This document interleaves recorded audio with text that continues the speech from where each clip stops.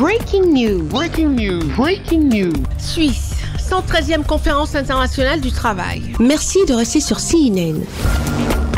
Breaking news. Breaking news.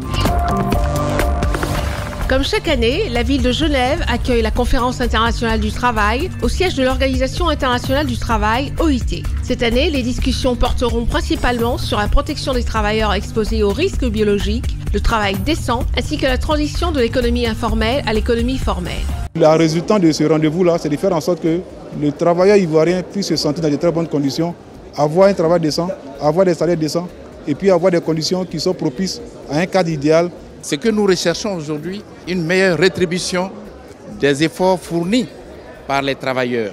C'est un mieux-être pour les travailleurs, notamment du monde et en particulier de Côte d'Ivoire et ceux qui sont membres de notre confédération. Selon M. Adama Kamara, ministre ivoirien de l'Emploi et de la Protection sociale, il est indispensable de renforcer les liens entre l'emploi, qualité du travail et croissance économique. L'analyse approfondie du document de référence indique qu'une bonne croissance économique va de pair avec la maîtrise de l'emploi décent et l'existence d'institutions démocratiques fortes, efficaces et efficientes.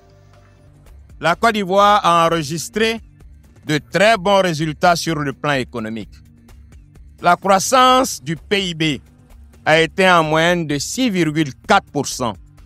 L'inflation a oscillé autour de 2,2%.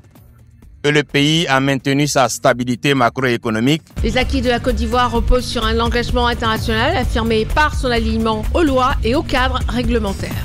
La Côte d'Ivoire a ratifié plusieurs conventions, dont la convention numéro 189 sur les travailleurs et travailleuses domestiques et a initié la ratification des conventions numéro 122 sur la politique de l'emploi et numéro 176 sur la sécurité et la santé dans les mines. Face aux défis posés par l'intelligence artificielle, notamment la perte d'emploi et la déshumanisation du travail, M. Adama Kamara, ministre ivoirien de l'Emploi et de la Protection sociale, invite le Bureau international du travail à poursuivre ses réflexions afin de protéger les travailleurs. Merci d'être sur CNN, la télévision autrement. Les programmes se poursuivent. Retrouvez toute l'actualité afro-mondiale en ligne et en multidiffusion sur CNN, C-Web Info et plateformes digitales, Facebook, YouTube, Instagram et en simultané sur Radio Voltage 2.